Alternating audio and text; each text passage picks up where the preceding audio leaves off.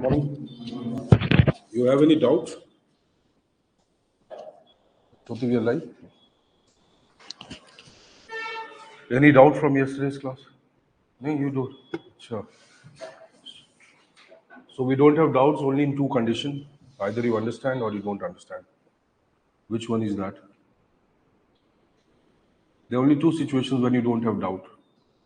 Right? Either everything is right. You understood what we are talking about? Jyoti, audible? Online मुझे दिखा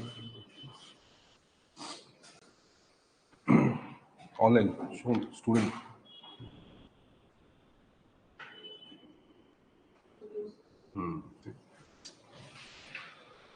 ठीक है किसी ने बोला नहीं Is it audible? Anybody kindly write some message. Fine, this is online interactive, that is why most of you are sitting at home, but at least बोल तो दो कम से कम. Fine. So now today let me just know your names at least. Right. Obviously online people I will not ask unless they come to class. Right. Isha, what is your qualification? Chemistry honors from? Okay, Miranda House. Okay. Dwij Mehra. Okay. Divij. Okay. Dwij is a term used in Hindu caste system. You know? Dwij. Okay. This is Divij. Okay. What's your qualification? DU. Which college? H1. Rajat Sharma. अच्छा. आपकी अदालत है? बता. Chandigarh. Okay. In which subject? BA in what? In his elective? History. I have my student who's there at, what is that, youth university, some youth college is there, Chandigarh. He is the professor there. He's my student, right? So I had one student who was vice chancellor of Delhi, Chandigarh Arts College, that is there. Arts University or some faculty, right? He was director there. He's IS 2013 batch. First student. Siddharth. Okay. What's your qualification? BTech from? Okay. Which branch? IT. Okay. You did not work? Shravya. Okay. BA. Okay. Political science. DU which college? LSR. I know. My sisters have studied from there. BTech Electronics. Mechatronics. Okay. Okay. Basu Patra. I've done my 5-year long from SLS. SLS. Okay. We have one analysis student in the evening batch. Analyst Bangalore. Uday Ravi. And I have done my BSc in Mysore. BSc? Okay. BSc what? PCM. Okay. Ramcharan?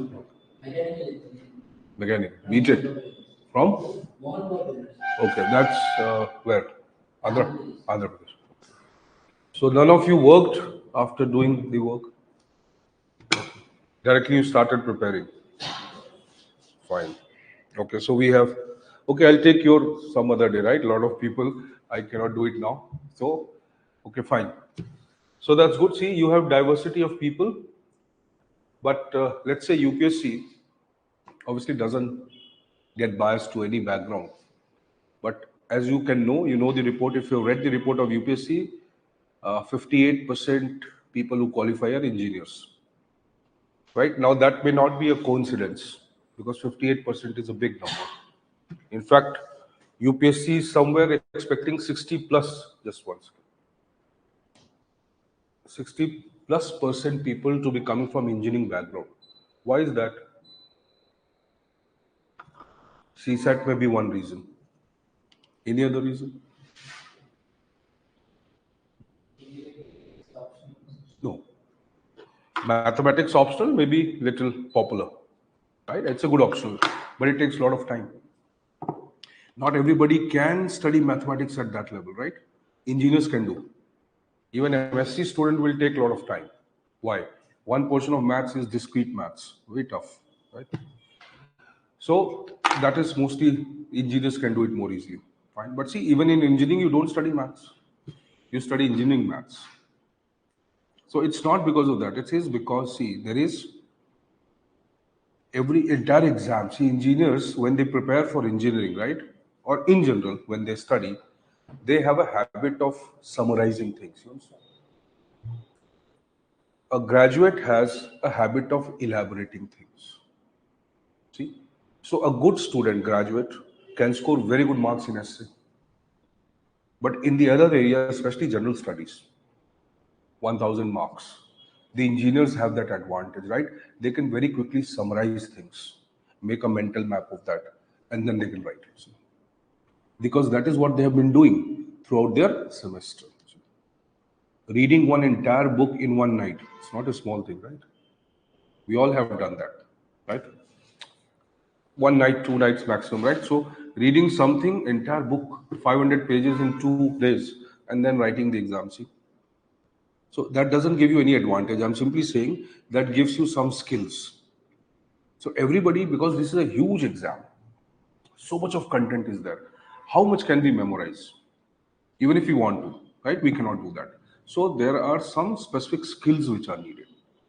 So if you just use those skills, right? Whenever you're reading something, try to summarize. Summarize does not mean that you make some points. Summarize means every paragraph that you can read will have two key components. One, some keywords that you want to write, and then second is key ideas. Every paragraph revolves around these two things.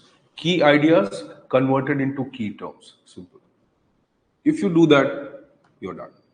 That means you don't need to read the page again and again and again. Right? Useless. So anytime when you read anything, you just put it into two brackets, key ideas, keywords, finish. If you match them, you can write the answer. Anybody can write the answer. See, anybody who says that answer writing, yes, it is an art. It is not a science. But since your childhood, you're writing answers. What is, even then also you want some support in answer writing, imagine. Right? You should be technically ashamed of yourself that since class second, I'm writing some answer. Almost for past 20 years, I'm writing answers. Still, you need some support in answer writing. Imagine. What does it mean? That you know the skill of answer writing. Only thing is that you don't have ideas, you don't have keywords specific to this exam. So if you follow that, it becomes easy. Otherwise, you will be mired in huge content, right? Every time you feel that you have not qualified, not scored well, again you will add some more content. Then third attempt, you will add some more content. See, ultimately you will have content and content. Ultimately, preparation of exam requires a reduction of content, not addition of content. That is why we have to work on ideas. If we understand the idea, anytime we can write a definition. If you want to memorize it, then we may not be able to write the definition because then we'll be stuck with the words, right? So kindly focus on ideas, convert that into some keywords, use it. UPSC will never reduce your marks if you're writing things as per your own logic. Fine, but it should be relevant. Your opinion does not mean your opinion. Your opinion simply means the interpretation that you have done based on facts. So you'll always get marks. You don't have to memorize. I've seen students who are, as per any standard, they will be called generalized answers, right? But they've scored 300 plus, 312, 313 marks. Even in GS, they've scored 450, 460 marks. Generalized answers. What we say generalized, but it was not generalized. Why? Because they had conceptual clarity. So if somebody was writing about 𝐃𝐨𝐰𝐧𝐥𝐨𝐚𝐝 case judgment, right? You know about that judgment? What is that judgment about? 𝐃𝐨𝐼𝐴 case. You're correct. It really started with land, huh? Property, right to property. 𝐃𝐨𝐼𝐴 and Bharti case led to the emergence of something called Doctrine of Basic Structure. April 24th, 1973. Right? So, 𝐃𝐨𝐼𝐴 and Bharti case was basically for Doctrine of Basic Structure, but yes, basic structure was a consequence of that case. You understand? That case was basically about right to property. So how or how did the Keshwan and Bharti case changed the nature of judiciary, executive judiciary, legislature relationship? Now, understanding that is more important than simply knowing what is Keshwan and Bharti case. Anybody will know that. Everybody knows what is Keshwan and Bharti. Achha, this is doctrine of basic structure, right? But see, for mains, what do you need? For prelims, that is fine. Keshwan and Bharti case, doctrine of basic structure. But for mains, what is requirement? What was the nature? What was the impact of this judgment on judicial, executive, legislature relationship? Now, that is where a main student scores. So that's why they work on key ideas, not just on facts. Facts will help you definitely qualify prelims. Without facts, you cannot qualify prelims. That's very correct. But for mains, you may not require that. Right? If you write certain facts, good. So facts will be necessary, but then after facts, you have to analyze. If you don't do that, you don't get marks. So see, like I said, slight difference. 1.5 marks in every question. That is the difference between who gets through, who doesn't get through. There is no difference in intelligence. At least 50% students are equally intelligent. I have a student from IIT Delhi. He gave third mains this year. He has given interview last year. He got good marks in PubAd, right? But see, he has not been able to clear that interview. He got, I think, 140 marks in interview. Right? What was the reason? The reason is he wants to make everything technical. He wants to convert everything into formula. Sir, if they ask me why to become IS, what should I say? Right? So I told him, see, one aspect I will tell you. What should you say? The other aspect, you feel, why do you want to become IS? If you convey why you want to become, you may get more marks. If I tell you that you just memorize this speech, right, you might not get marks. Why? Because then they may ask a counter question. Then what will happen? So see, that person, he wants to control everything. That is why his creativity, his innovation doesn't come into that. So every exam or exam of this magnitude requires at least 10-15% of the content coming from your creativity. You cannot mug up, you cannot standardize every content. You're writing an essay, you cannot standardize it. Fine? So, background doesn't matter, first of all. Secondly, try to remove the biasness that has come from your graduation or university type knowledge that you have acquired. Don't try to make those answers this way, right? Your answers must reflect a majority of aspects in the answer, reflect your personality, it reflects your way of thinking, it reflects your logical ability. A lot of things are visible when you write an answer. So I would say work on that, right? So we were talking about governance or government to governance. Now see, when you are understanding the meaning of public administration or scope of public administration, so in the modern context, right?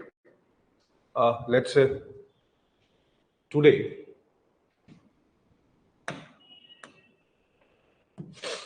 when you use the word modern, what do we mean? Right? If I say public administration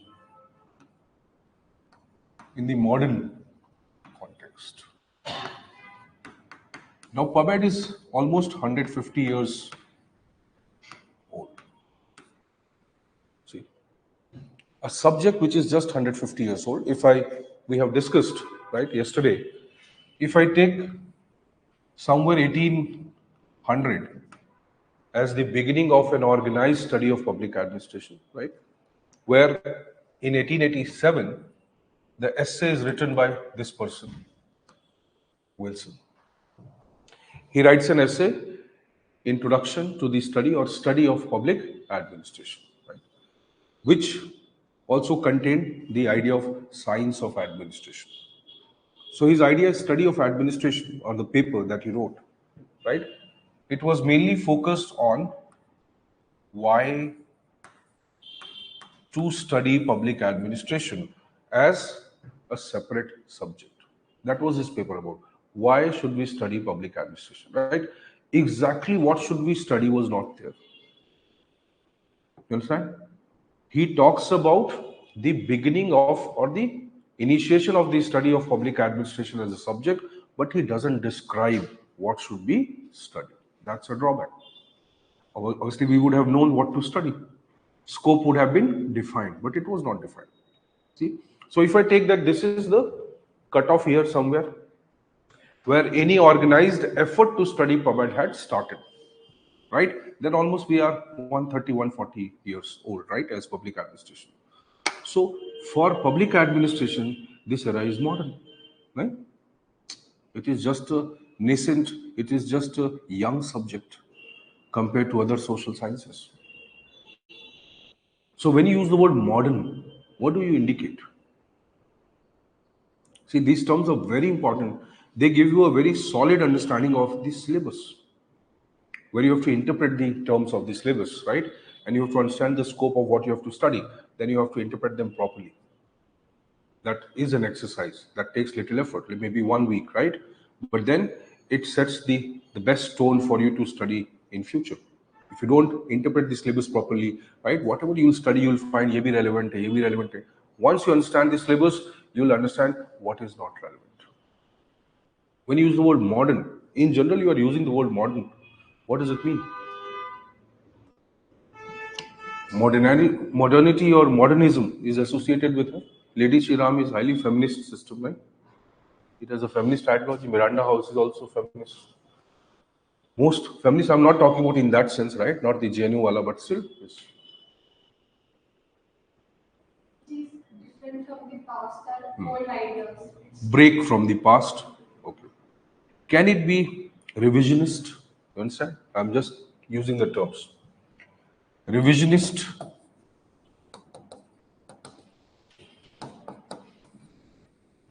What is revisionist? The one who revives. No. Revisionist is not. Revision kya hai? Dobara karna. The one who revives the previous idea. But let's say a previous idea. For example, have you heard of Adam Smith's name? Father of classical economics, right? What is classical economics?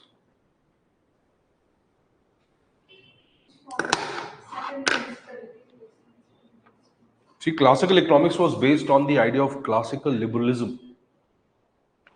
Okay, simple idea called laissez-faire. You might be knowing of that. Who studied economics? Somebody.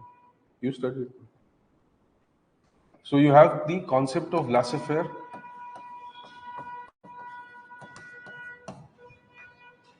For anybody who studies properly, UPSC is a very simple exam. The problem is we get confused. Lot of things, lot of voices, lot of noise. Everybody has a suggestion for UPSC, right? Write 50 pages a day, one teacher was telling. But he should also tell what to write, no? What should I write? And I cannot keep writing letters to everyone, 50 pages. What does it mean? See, that's a half-baked truth. That's not true, actually. But see, the majority of the people, they want convenient knowledge. They do not want actual knowledge. They want convenient knowledge. Oh, this goodly seems good. Oh, I've understood this. Finish. There were teachers, I found their videos, right? Study entire theory of PubMed in 4 hours, 3 hours, something like that, right? If you just want to write those theories, it will take at least 10 hours. If you just want to copy them down from a book, right? That means imagine how every term would have been used in those theories with some logic, with some understanding. People have taken 20 years to develop that theory. See, imagine how extraordinary that teacher would be. He's teaching in 4 hours. He should get Nobel Prize for that. Not Taylor or Fayol or Weber. He should be the one getting Nobel Prize. See, that's a misconception he's creating. In 4 hours, you can know about it, right? You cannot understand it. See? We can discuss this syllabus in 1 hour. Or we can discuss this syllabus in 4 days. See, there's a difference. We are not knowing the syllabus, right? Or we are not just reading the syllabus. We are trying to understand it. Fine, let's say. So laissez-faire is a concept. What is the laissez-faire concept? Minimum interference of the government in the economic system. See? That is the idea of classical liberalism. Classical economics was based on this concept, right? That there is a demand and supply mechanism, which Adam Smith, the father of classical economics, says is an invisible hand. That is invisible hand of the market, demand and supply. See, so if they can regulate each other, then why there is need for any external system to regulate it? That is the government. Why should government decide how much to produce, how much to sell, what price to set, whom to give, whom not to give? See, who is the government to decide all this? That is what he gave the idea. Now, if his ideas are revived later on by another renowned scholar, he revived it, Friedrich Hayek, right? Now, when he revises it, right, or when he reviews this idea, revises this idea back, right? Obviously, there's a difference in the time frame. Adam Smith was talking about the beginning of industrial revolution.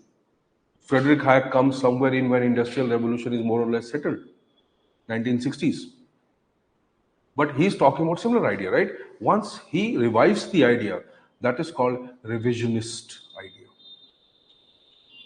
Fine, you're revising the idea, but yes, the time frame has changed. You understand this? Let's say, right? Just for the term, you understand. So when we are using the word modern, modern is a very relative term. There is no absolute time frame where we can say something is modern. Why? You talk about Harappan civilization to be modern. Was it not? It was an urban settlement. Mohenjo-daro and Harappa. Highly urban settlement. Great bath, town planning, sewage system, lighting, sculptures, see, symbols. So lot of things, art, aesthetics, okay, clothing, lot of things they had, which is almost modern as per today's standard. What was backward about them? Nothing. See. So if you say they were modern, right, that will be accepted. So what does modern mean? Is it just the time frame? No. See, modernism comes basically with the ideas of industrial revolution. So when you use in today's context, when we use today, right? Like we are referring to modern, modern, modern. What was modern? That modernity basically is the emergence of rationality, logic, scientific temper in Europe. And that mainly comes from the French Revolution. That is the idea of modernity, right? Though obviously people may deny it, right? Indians will deny it. Why should we take that as modernism, right? But still, modernity comes with one basic idea, that is rationality or scientific tempo. You do not accept things as it is. What do? You question them. You find a logic behind it. Now, simply someone tells you, okay, pray to the God. Correct, pray, right? But that is faith. Know about God. What is it? Curiosity. There's a difference. So I may not be willing to know about God, I may be praying the God. That's my faith, right? But the moment I start searching for that God, it doesn't remain faith, it becomes rationality. So when you say modern context, we are referring to, let's say, two important aspects. One, obviously, the context of French Revolution and thereafter. And second is Industrial Revolution. So when you say modern public administration, right, you always take the term as one industrial revolution, right? For American context, it is industrial revolution, right? Then when we say progressive public administration, again, it is an idea of modernity, right? But that is taken as the time era, which is post Second World War. So if you encounter a term called progressive public administration, post Second World War, right? Modern public administration, yes, the emergence of industrial revolution in US and what happened, let's say, between 1880 to 1945. That's called the modern era. So any subject where we started studying that subject through scientific manner, through scientific means, and more or less we were inspired by logic, rationality, right, empirical research, scientific research, and then we try to develop the knowledge, that is called modernism. So when we move or when we talk about, see, in the modern context, When we say, okay, is public administration a new subject? Yes, it is. Why it is new? Because let's say it is just 100, 150 years old. Other subjects are 1000 years old, right? Cordelia talking about political science in 323, 24 BC. Imagine, right? Machiavelli talking in 14th century, 15th century. So there were a lot of people who had already contributed to these subjects, right? But anybody specifically focusing on the study of administration, that was somewhere 200 years back, right? So if we get this idea that, okay, is public administration a modern subject? Yes, it is.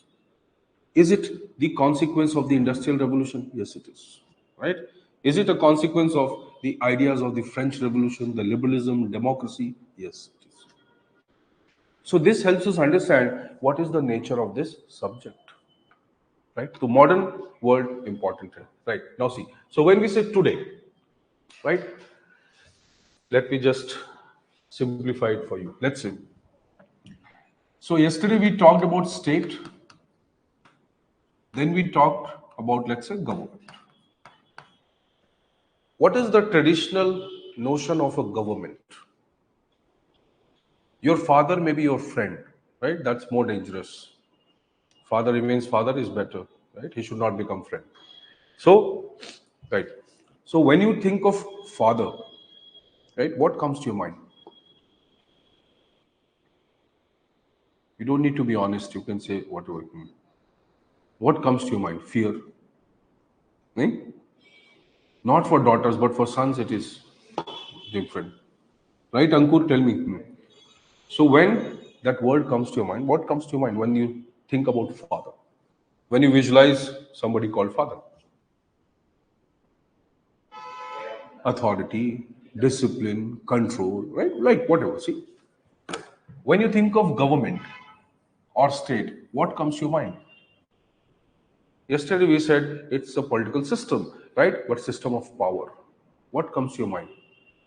Regulation, discipline, right? Conformity, law, establishment of control, authority, jurisdiction, boundary. It sets what will be the conduct of the society. So members of the government and members of the society, what will be their conduct is defined by the system. So traditional view about the government is what? That it is something which restricts. It is something that controls. It is something that works for collective interest, right? And not necessarily for individual interest. Are you able to understand this? See. So that is the traditional notion of government or state.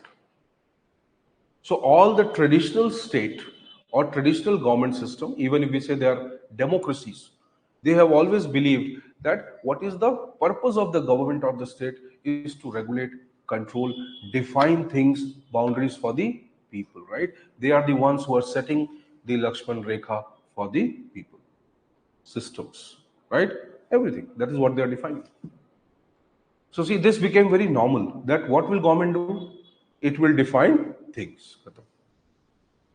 Now see, if I interpret father as a friend, right, or father as someone who is emotionally sensitive to the children, he is, right, but he doesn't express it. Imagine the state is like that. It takes care of you, it wants welfare, it wants public interest, right? But generally you cannot be near the government. You're looking at the government from very far, taking government as a guardian, right? But the guardian to whom you cannot discuss whenever you want. See? So state comes with a system of authority, right? And it somewhere defines the do's and don'ts of the society. Normally, people take state as what? As the controller of their life. That is how governments have been defined in the past.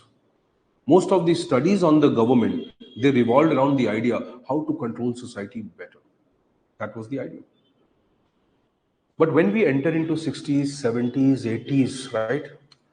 So there is an era which comes, 1980s around, when we start interpreting the government in a different manner. People start demanding things like just now. People say that, okay, parents should be friends, right? I need my own space. Then your parents lock you in a room, you need your own space. or get out of the house, take your space. So you need your own space. For example, you talk about privacy, you talk about individual rights, you talk about so many other things. Same way, the nature of the society changed. So 1970s, 80s saw a time frame where people started to question their government. Many societies in the world, especially democracies, people wanted, right, more interaction with the government. People wanted more clarity and transparency in the government. They wanted governments to answer to their questions. But this was not the nature of the government. The government was an authority system, right? And it was sitting high, controlling people. Now that era, right, where we started reviewing, understanding the government in a different manner. We started government to be working for people. We wanted government to respond to people, answer to people, work as per the desires of the people. So traditionally, government used to give services to you, right? Provide services to you, provide welfare to you, but the way it wanted to. That's why I take the analogy of the father. See, he will do everything good for you, but the way he wants to. But he has a defined parameter, and within that, he will serve. Right? He is the best person to serve your interest, right? But he will do it his own way. That is what government is, traditional government. It will do everything for you, but see, it will define what will be done, when will be done, right? If not done, then what? Now, you do not have much say in that. So, even if it is democracy, your role is to vote, right? Or participate only when the elections are taking place. Before that, after that, there is no participation of people in the government system. You understand? That everything changed 1980s. And it mostly changed because of the influence of the Western countries. The kind of ideas they created, right? The kind of philosophies they developed. See, that change in the nature, that change in the way we wanted governments to respond to us, right? That is called governance. That is the difference between government to governance. So governance became what? An area of study where the governments were supposed to work in a particular way for the society. Society became the main actor, government became the secondary actor. Earlier, government was the main actor, society was the secondary actor. So you can imagine this way. Government was independent, people were dependent. Now the ideas came that no, government should be dependent and people should be independent. This change, right, in the orientation of study, first thing that is called as governance. We are not concerned with, right, what governments want. We are concerned with what people want. We are concerned with what citizens want. See, citizens will make the governments answerable to them, not the other way. See. Now that is first idea of governance. Slowly this idea evolved further. See. People said, if governments will work for the people, then how should they work? What will be the nature of their work? Will they simply work for the people, right? Or they will try to make people's lives better? So, the manner in which the government will work for the society, that manner will also be defined by the society. What is that manner? Good, ethical, right? Or whatever. So, see, an adjective was added to that, that is called good governance. How do we want governments to work for us? How can it be made good? Right? Its functioning can be made better for us. That is called the idea of good governance.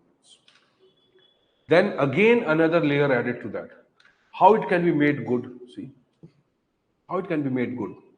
Yesterday we talked about World Bank. So World Bank came up with a set of conditions, right? We'll write all that, don't worry. You just listen. If you want some keywords, you can write, right? So World Bank comes with a set of ideas. And it says, yes, if the governments have to become good, if they have to work for the society, right, and they should be answerable to the society, then they should follow these conditions. So World Bank came up with its own agenda of government reforms throughout the world or most of the democracies. That is called the good governance agenda. Now, World Bank came with certain prescriptions. It said, see, if you have to be good, if you need to answer people, if the things have changed now, then you should work in this manner. And what is the manner? 1, 2, 3, 4, 5, 6. It laid down the conditions that if you follow these things, then it will be good governance. Society will be happy, right? And one of the important condition in that was that government must move back from several functions. That was a very important condition. That government will not perform most of the functions or all the functions of the society. It has to move back and allow the private sector to perform those functions. Now, this was a primary condition. That is why we say governance comes with the idea, or good governance comes with the idea of market-based public service or service delivery. So market now becomes, or privatization, liberalization, globalization, they become one of the important elements of good governance agenda. In simple way, it meant that those countries, those nations which will liberalize, which will open their economy, which will privatize, right? They will move towards good governance. Understanding this? See? So this became a condition. And that is how we use the term government to governance. Minimum government, maximum governance. That is the idea. What are we focusing? We are focusing on the services, the delivery, right, which maximizes the interest or the need of people. It is done in a particular manner. So what can that manner be? Good, ethical, people-centric, citizen-centric, whatever terms you want, you can add. That's the idea. So people have become central to governing. Traditionally, government was central to govern. So you can imagine this way, right? Privatization is good or bad? Ankur, end of the discussions that we'll do after some time, maybe a month, you'll understand. Is it good or bad? Okay, you cannot interpret things as good or bad. Okay, they are always based on their relevance and utility. If we have to serve insurance, that can be privatized. It's good. Why? There will be a number of players. But if you have to serve defense, that cannot be privatized. It depends what exactly we want to serve. So the idea governs. So this will, or this part, then when we study, it will have a lot of dimensions. Second ARC, right? So wherever needed, we'll integrate that second ARC, paper 2, because that is how the questions are asked and that is how we can make good answers, right? So second ARC has itself talked about. Second ARC, you know about? Second ARC is a committee which was formed by the government in 2005 under Veerappa Moily, who was the chairman, which was made after almost 40 years. First ARC was formed in 1966, right? Morarji Desai or K. Hanumanthaiah, right? Was the chairman. So 1966 first ARC, Administrative Reforms Commission, it gave lot of recommendations to reform administration in India, right? Then after 40 years, you have second ARC under Veerappa Moily. It gave 15 reports. In those 15 reports, it has maintained the continuity with the first ARC. Now you'll ask, so a lot of things have changed in 40 years, right? That's true. But the nature of issues, right? The magnitude of issues might have changed. The issues more or less are same. Today also we want transparency in administration. Then also we wanted transparency in administration. Today also we want less political interference. Then also we wanted less political interference. So issues more or less remain same. So this second ARC, what it has done, it has provided, it has analyzed every dimension of administrative reforms in India. Law and order, policing, federal relation, political reforms, administrative reforms, union government, state government, collector. It has analyzed everything. This is the entire scope of the study of Indian administration. So whenever we are talking about the application of this theory for paper 2 or for Indian administration, we always bring the context of second ARC. Second ARC has also dealt with the idea of good governance or ethics in governance, right? They have their own idea. They have borrowed the idea from the World Bank only. They are taking forward that idea, but they say that for us, The governance may not be exactly copying the model of the Western country. We can evolve it on our own, right? For example, decentralization of power. If you talk about Panchayati Raj institutions, you know about them. So see, we'll try to explore that idea also, that how this theory, right, can be practically understood in terms of Indian administration. This, when we understand this aspect, you can use it here also, and you can use it in paper 2 also. Are you able to understand this? Now, next, obviously, this is very important part.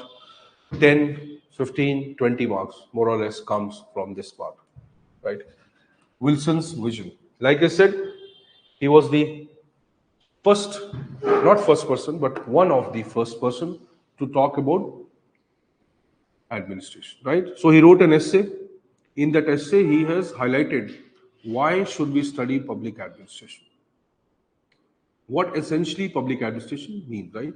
You can just write his statement so that you can remember later, right? In the book, Study of Administration,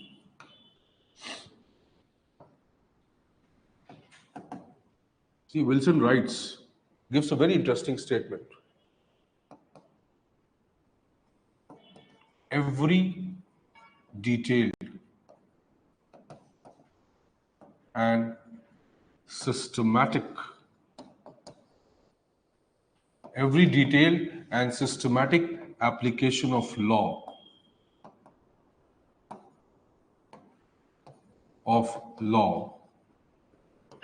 is public administration. So see, let's see how many of you can understand this definition. Every detailed and systematic application of law is public administration. So you can imagine this is one of the first, obviously a lot of people have given definition, but if we take Wilson as father of public administration, then his definition makes more meaning to us. He started with defining PubAd as this.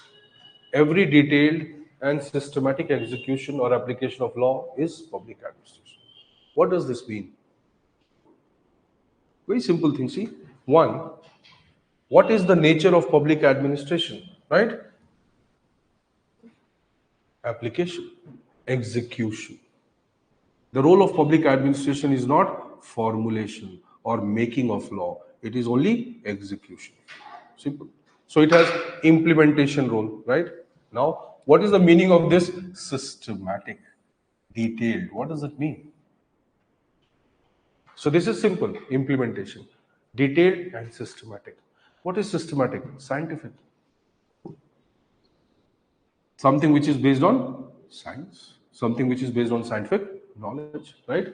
Detailed, it is concerned with technical knowledge. So what is the nature of public administration? It is concerned with technical details, technical knowledge, right? And their systematic application in society. Fine? This much is understandable. Now there is one more word left, law. What does this mean now?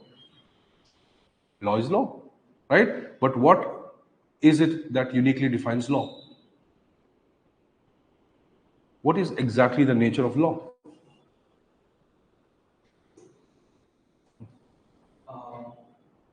Body of rules and regulations through which we govern ourselves or follow in order. Follow. But see, what is the nature of law? Is it voluntary? No, it's obligatory, no? That's law. See, what is the nature of law? Authority.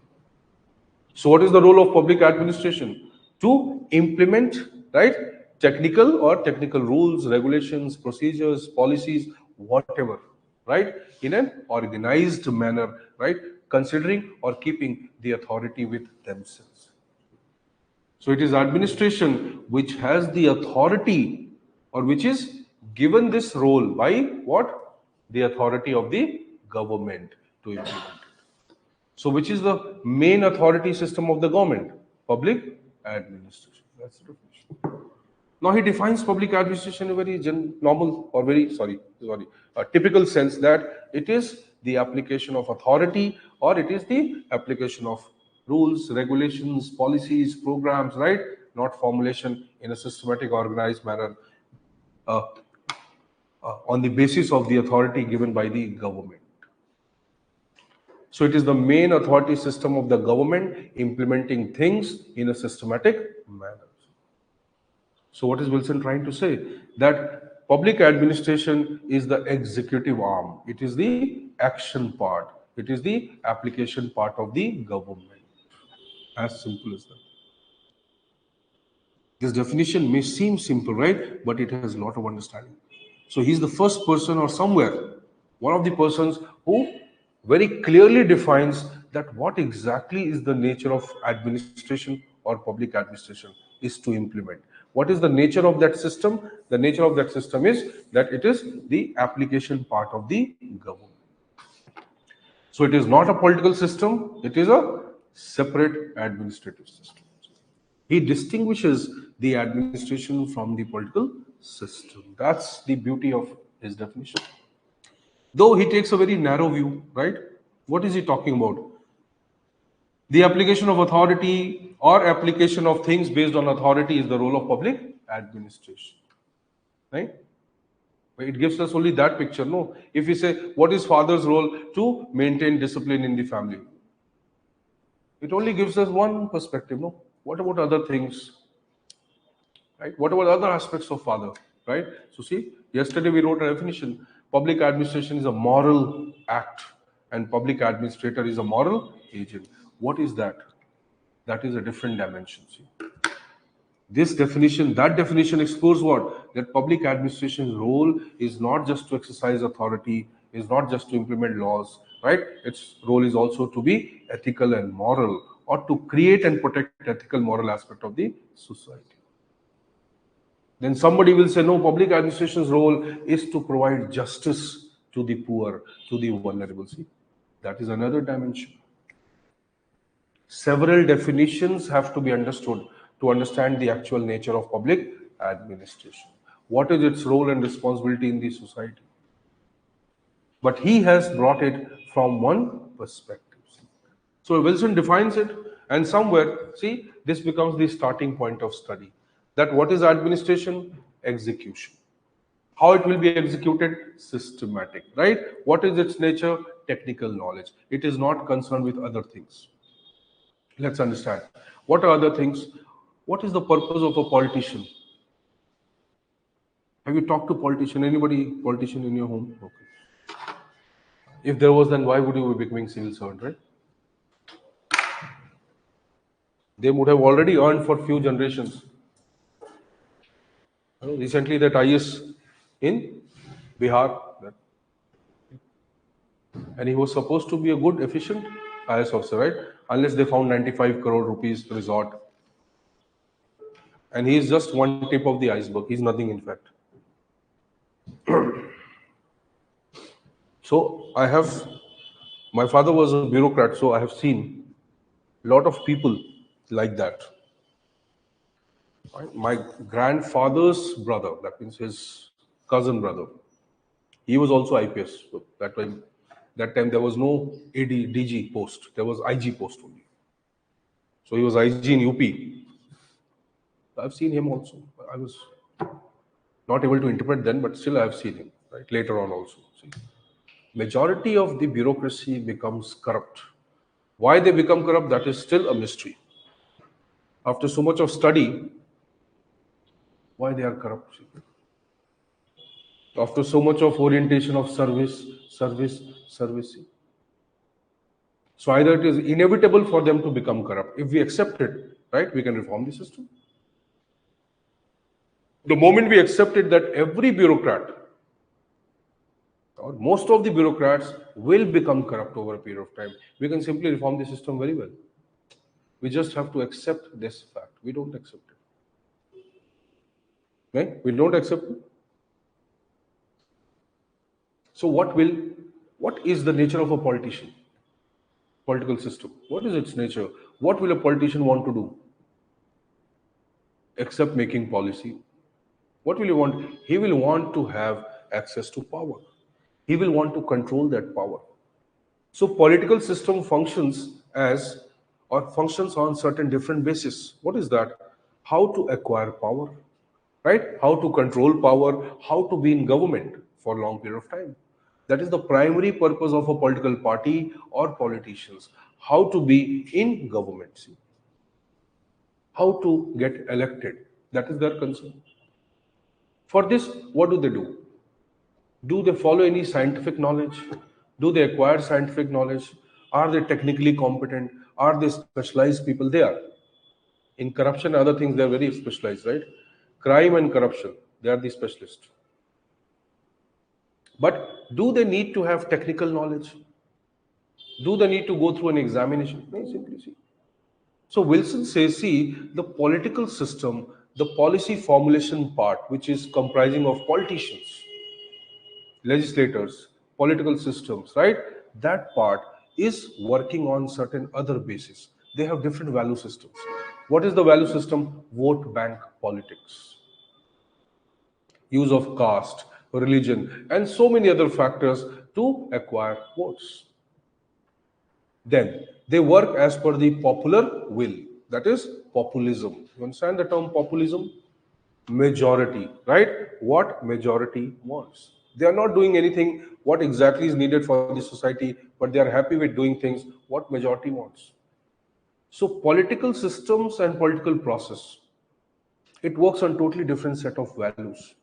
Why? Because that is the nature of its functioning. Will an administrator be concerned with vote bank politics? He has got a secured service. He has a career. He is into a system where he knows he will be there for 35 years. So a bureaucrat or an administrator should not have any stake in power. He will only work on behalf of the government. See, he directly does not need to access power. He does not need to have power by elections, by manipulating people. He doesn't need to do that. See. So Wilson draws this distinction. He says, political system works on the basis of populism. That is majority opinion, influence of people, right? Whatever the political manifesto they have, that is purely based on how they can get more votes and how they can get to power. He says, compared to this, the bureaucracy totally works on totally different aspects. They neither have this need, neither is their nature. Their nature is to become competent. Their nature is to become technically qualified. That is how they work on different aspects. Right? How will a bureaucrat perform his function? He will review things. He will look into the law. He'll follow the procedure, right? How will politician do it? See, in a totally different manner. Manipulate society. He will use whatever means he has so that he can mobilize, polarize people and vote back. So Wilson starts his idea first that there is fundamental difference between the value system, the nature, the purpose of political system and administration. So do they become fundamentally different from each other? He says, yes. That is the basis of dichotomy. He says there are totally different spheres. Political sphere is different from administrative sphere. Why it is so? He categorizes. But even though he talks about it, right, he doesn't describe much in detail. He wanted certain things, right? So he brings this idea and he says most of the democracies, they fail. Why they fail, or their policies fail, or people do not become that satisfied? He says why? Because politicians and political systems work for vote bank. They don't work for public interest. So he uses a very interesting concept. He says, do we agree?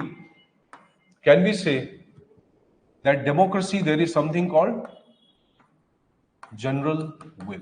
What is general will? Will of the people. When you use the word we, the people of India, what is that? General will. Everybody's will, right? Collective will of the society. You can write it that simplified. Collective will.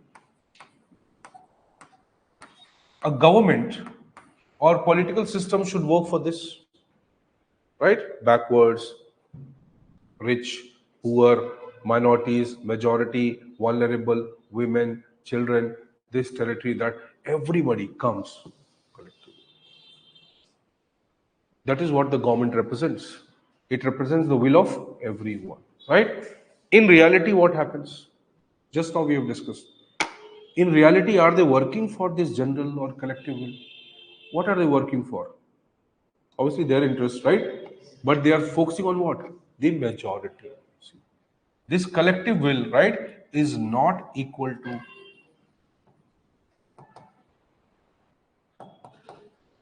This is a very important concept in understanding politics administration relationship or dichotomy. The collective will is not equal to majority will, right? Collective will, let's quantify 100%. Majority will, let's quantify 60%. Now see, the politicians will make decisions on that. They will be elected to the government on that, right? And they will neglect the rest 40%. Is it true democracy? Is it the true role of the government? So Wilson says this is how governments function. They manipulate, they work for majority, they don't work for the rest of them, right? Obviously, they secure their vote bank and then they work. But once the government, see, government is working maybe that way, right? But it is not depicting it, right? That's correct or not? When no government can say, I'm not working for everyone. Every government will say, I'm working for everyone. If you make a policy, right, how can you distinguish it that I will implement in this area but not in this area? This cannot happen. So politics works on this manner. But once they become government, once the political party becomes a government, it has to work for everyone, right? But it doesn't have this nature.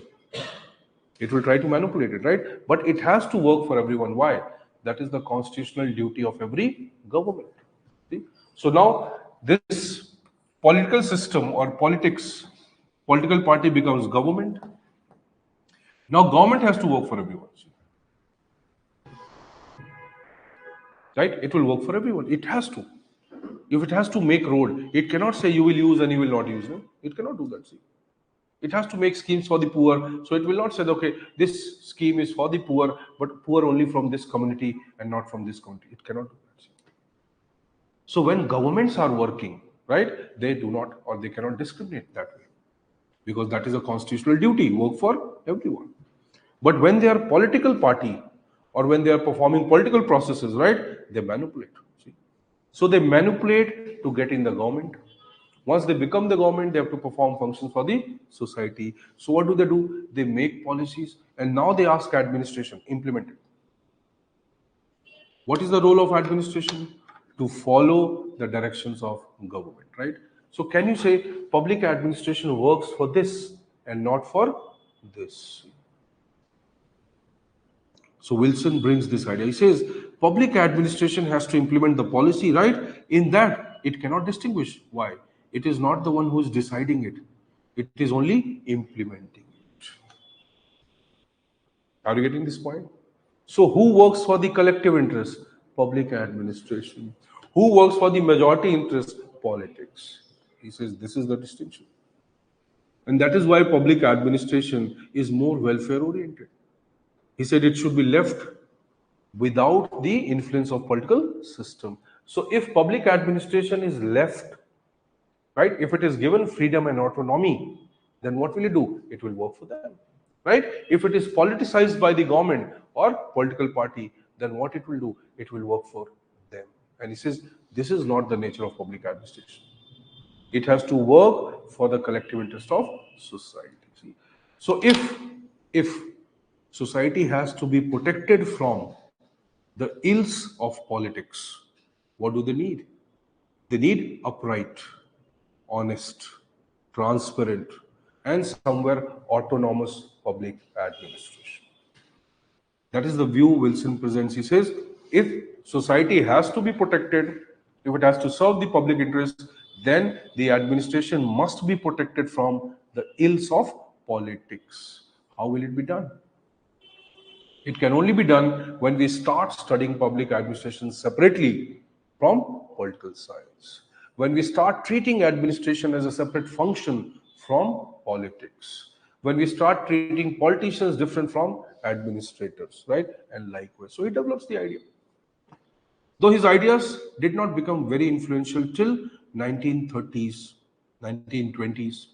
If you know, he became president during the First World War of US. So Wilson from academician, from scholar, from professor. He was a professor at one of the colleges, right? Braun Moore College. So, University of Pennsylvania. So, he was a Penn State University. He was a professor. From there on, he became a writer, academician, a philosopher, and then he became a politician now. Interesting thing. The same person who was criticizing the politics through his essay, right? Now the same person becomes politician and he becomes president. First he becomes governor, then later on he becomes president. And when he became president, he did not apply any of this. He did not implement it. Or technically the way he followed the processes, right? They did not reflect what he wanted in his theory. But he became popular around 1920. See, the essay was written in 1887. Popularity came in 1920s. Why? Some people say obviously because he became president. And media and others became interested in him. And so they found out that he has already written something very, very academically, very interesting content, right? And so people started attributing this to him. They started saying, oh, he was the person who talked about the study of administration. And like we see, so he gains popularity around 1920s. And you can say then people started referring to him as father of public administration. So the idea that dichotomy we use, that was never used by Wilson. It did not become popular till 1920s, right? But, or the Wilson's title of father could not come till 1920s, right? But there was another person. Now that is not mentioned in the syllabus. That's a problem. See, that was another person. A lot of questions come on that also. Another person called Frank Goodnow. He was an academician. He was not a politician. Now Frank Goodnow wrote a book. 1900, Frank Goodnow writes a book, Politics and Administration. Now we can use him in a simple way that yes, it was not Wilson much, but it was Frank Goodnow. Frank Goodnow. Politics and Administration. He was the person who basically now established the idea of dichotomy. So when we say politics administration dichotomy, it is more attributed to Goodnow than Wilson. Right? And so there is a debate. Should Wilson be called as the father of public administration? Because there were a lot of contributors, right, who were supposed to be better, more influential than Wilson. Because Wilson became the president, right, automatically he gained popularity. So Frank Goodnow is actually the person who is credited with the idea of politics administration dichotomy. But see, obviously, subject recognizes Goodnow as the father. So, but sorry, as Wilson as the father, but Goodnow's contribution was also very extraordinary. So he was given the title, the father of American public administration. Wilson gets the title, father of public administration. And Goodnow gets the title, father of American public administration. So basically, Goodnow would have got the title before, so there was nothing left, so they made him father of public administration. No. So this is a debate that, okay, dichotomy, what was the origin of dichotomy, right? Whether the word dichotomy was used by them or not, it was technically not used by them. It was interpreted by scholars. There were certain scholars, L.D. White, Waldo, right? Swara, Ingraham, a lot of scholars are there. Obviously, you don't need to know all the names. So these scholars, they basically interpreted the idea and gave it the name dichotomy. So politics administration dichotomy as an idea became popular. In fact, people accepted that it was the basis of emergence of study of public administration. The way we identified the distinction between public administration and politics, right? This became the basis for independent study of public administration. Otherwise, no one would have wanted to study public administration separately. So there's an entire debate on that, right? What exactly dichotomy looks like? What were the aspects of dichotomy, right? What does it mean in today's context? Is it relevant today also? Yes, it is perpetually relevant. See, dichotomy has certain aspects. What is that? Protection of civil servants from politicians. We always need that, see. Dichotomy brings the idea of autonomy of civil services, right? Serving public interest by public administrators. We always need that. Dichotomy says politics and administration are two different systems, correct? Accepted, right? They should not be influencing each other unnecessarily, right? We do not want politicians to interfere into administration, and we also do not want administrators to interfere into politics. Do you see this somewhere practically? Let's orient you now to actual public administration. See, do you see this somewhere practically? Politicians interfering administration, this you see. Administration interfering with politics, do you see that somewhere? Theoretically, practically, do you see somewhere? Simple. Collector influencing the Panchayati Raj institution. Administration influencing the politics. See? Prime Minister's office, PMO. It's an administrative system, right? Influencing what? The policies made by the ministers. Who knew about demonetization? PMU. None of the ministers except one, except Jetli, right? Nobody knew about demonetization. See? National Security Advisor, more influential than many of the ministers. He is what? He's a bureaucrat. He's an administrator, right? Cabinet Secretary, very close to Prime Minister. So maybe Home Minister, Finance Minister, and few other ministers and Cabinet Secretary. Other ministers do not have that kind of influence over the Prime Minister. Every day we see the encroachment by administration into politics also, right? But maybe at different levels. Another example, local government, urban local government. MCD is governed, controlled by commissioner, right? There is a mayor. But see, commissioner generally of MCD is an IAS officer. He has independent powers under the MCD Act. So even if mayor is the political head, right, he or she, right now it is she, Shelley Oberoi is the mayor. So she or he cannot influence the commissioner to do certain things. It can only, right, give certain directions to commissioner, but commissioner is mostly independent.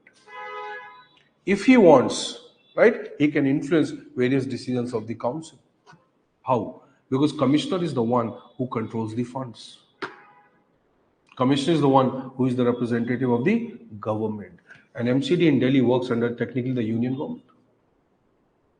It should be independent body, right? But it doesn't work independently. It's a union territory.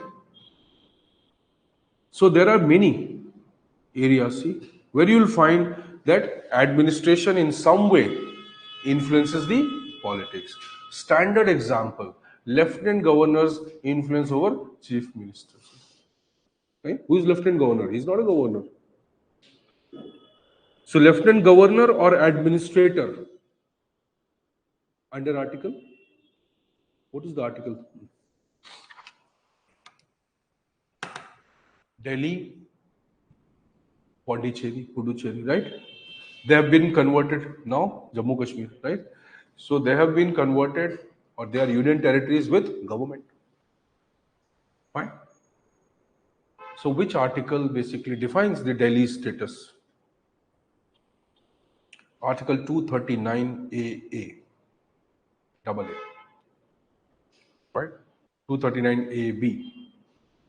So whenever you think of governor, governor is a political post.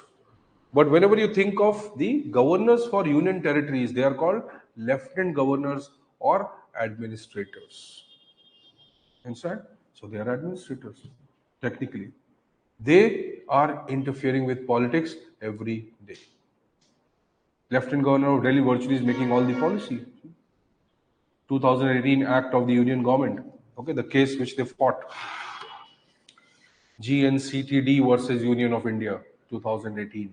नहीं नहीं पता कब पता करोगे exam के बाद GNCTD versus Union of India, where the Supreme Court had to say that Chief Minister is the elected representative and he should be the one making decisions, right? But once the Supreme Court gives the judgment, then also what they do, they bring an ordinance or they change the law. So Delhi Services Act, the Civil Services Act 2021, what this government did, union government, it took away all the powers of the chief ministers over civil services, and it handed all the powers of the civil services to the LG. Are you understanding this? If there is emergency in constitution, there is a provision called emergency. So there are certain circumstances, right, in which the government will not function in a normal manner. That is called emergency. So in any emergency, or let's say if there is president's rule, that is called state emergency. So president's rule under 356 or 365. See? Here now, whenever the president rule is imposed, the president will govern the state with the help of administrators, right, or certain bureaucrats appointed by him. So either through chief secretary of the state or through the administrators appointed by him. That means what? What is during emergency? What is happening? The administration is controlling the politics. So we find both the examples, practically also. In theory also, we want that there should be no interference of politics in administration and also no interference of administration in politics. So dichotomy is discussed in various formats. See, if you look at the books, see, majority of the books will give you a very standard, okay, dichotomy talks about this is what politicians are, this is what administrators are, that is all okay, right? But we have to take further this idea and apply it to understanding of Indian administration. We have to understand how and what is implied by dichotomy. So today we talk about, or we have already talked about, or we always talk about neutrality in civil services. What is neutrality? The bureaucrats should be neutral towards policies and programs, towards people. They should not be influenced by political ideology. That is called political neutrality, right? One government comes and goes. One comes and goes. See? So if the government is changing, the ideology also change. So should the bureaucrat change his ideology? No. He is working for the government. He is not working for the political party. That's the idea of neutrality. So today when we talk about neutrality, that is an implication of dichotomy. Today we talk about protection of civil services from political politicization, dichotomy, right? Wilson said one of the main reasons for corruption in government is this, that there is like unnecessary political interference in administrative functions. The administrators are not able to execute policies independently of the political system or political interference. So it says this is one of the prime reasons for corruption in government. So today also that is the same need. We are talking about what? Prevent unnecessary politicization of administration so that corruption is reduced. So Wilson remains relevant today and will always remain relevant. He was the foundational father and scholar of public administration. If you have to know about PubAd, you will have to revisit Wilson every time. You cannot think of India's independence without Nehru and Gandhi, right? Or Patel or whosoever. See? Every time you will have to go back and see, okay, who started all this? Right? Who created this mess that I have to study now? Right? So you'll want to know or not that who was this person who was disturbed, who created this subject, now I have to study the subject. So every time you have to know about subject, you'll go back. See? That is why Wilson becomes relevant. See, this was a question which came in the exam this year. Just by this analysis, you can write that question. That was the question. After one or after so many years of the publication of the essay or whatever Wilson's contribution, Wilson remains relevant even today. That's the question. Is it a tough question? It depends only on understanding. See, nothing is tough here. In fact, for me or in general for you also, after some time, it will be the simplest subject you'll ever read. If you are able to just explore some undercurrents, it will become so simple. Right. So we will read about it, then we'll criticize Wilson, right? Why Wilson is not relevant also, a lot of things come, see. So there are certain views that criticize Wilson. They say, okay, how can Wilson think in that manner? Can politicians and administrators be separated? They are like in-laws, right? But that is the nature of relationship between politician and administrators, right? Daughter-in-law and mother-in-law relationship. Can they be separated? So there is a scholar who comes, Waldo, John Goss, Riggs, Simon. There are scholars who come and say, what rubbish this person is talking about. How is it possible to think of separation of politics and administration? They have to work in the same field. What is that? Government. They have to contribute together to make something called policy. To implement policy, both have to contribute. Without that, it cannot be implemented. People need solutions for the problems, both have to find the solution. What administrators will do, they will have to report to the politicians. He said, how can we even think of these two being separate? In fact, they are connected at every level. So these scholars come, they change this view. Dichotomy to convergence. Politics administration, convergence. Politics administration, continuum. That is a model. It's called continuum. That means one and the other. Both are part of the same system. They may be distinct, right? But they cannot be separated. So the idea comes, dichotomy is not equal to divorce. Right? That's a concept that emerges. Dichotomy is not divorce. Don't think of dichotomy in that way. They will meet each other, they will impact each other, they will interact with each other. The only thing we want, they should not unnecessarily influence each other. So see, dichotomy was criticized around 1940s, 50s, and something comes, right, as a counter to dichotomy. That is called public policy view or new public administration. So there was NPA, new public administration, which became one of the important developments which discarded dichotomy. Right? But we'll talk about it, don't worry. So criticism was done, new ideas generated, but still Wilson remained important. Now, so there is a topic called next, evolution of public administration, right? Now see, we have studied a lot of, or we discussed a lot of things, but now we reach to the evolution, see. Even though Wilson's contribution also is a fundamental contribution to evolution of public administration. He cannot deny that. Right? So why this topic? This topic has come for one simple reason, that there are some models, there are some frameworks, right? Some models or frameworks that were developed for evolution. So there is a person called Nicholas Henry. Right? What Nicholas Henry did,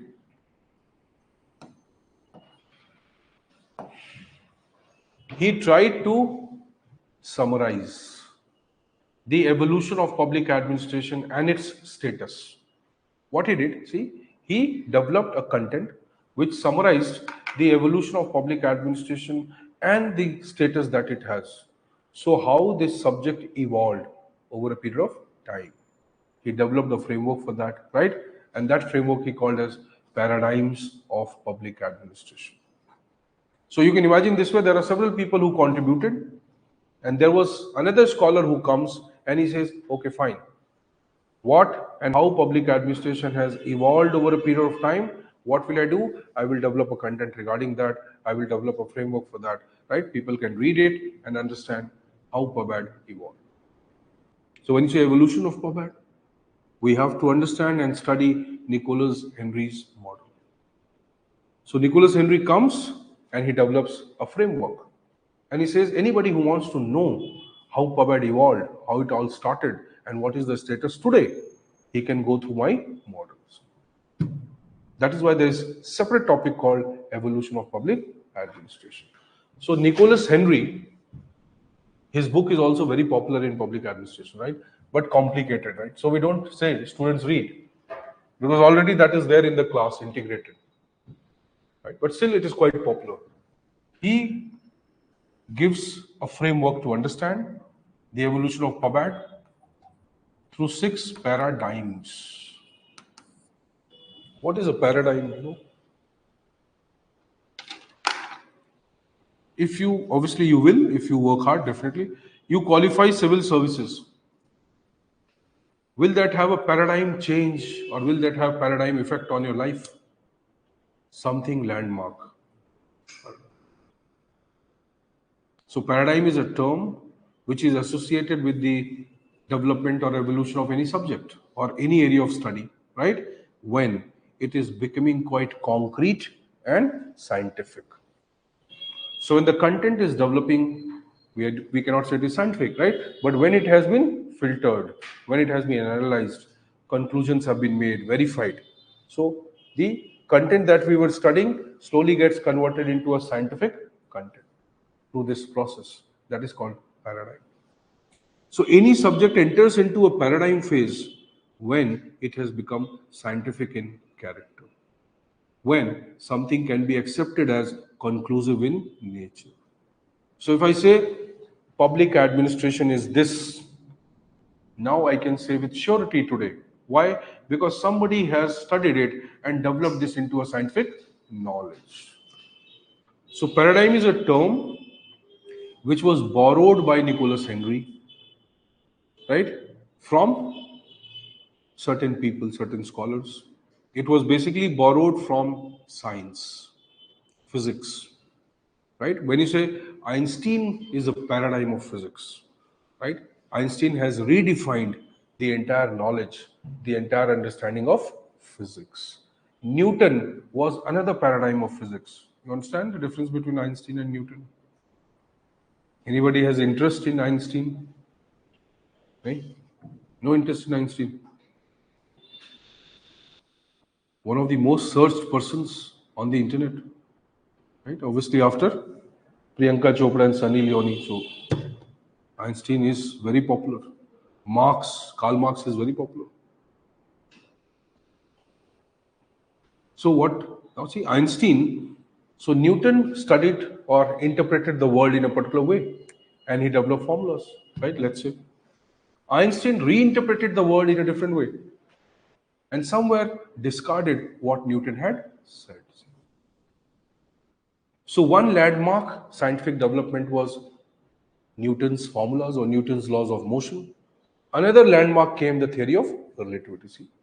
So if we say what were the two major paradigms or landmarks in the study of in the evolution of physics, one will be Newton, the other will be Einstein, and likewise.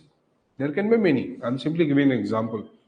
So the moment we say what were the landmark developments in the study of public administration, right, which shaped the content of public administration, right? So I'll say, okay, yes, there were 6 landmark developments or 6 phases where scientific knowledge developed, right? These 6 phases can be called as paradigms.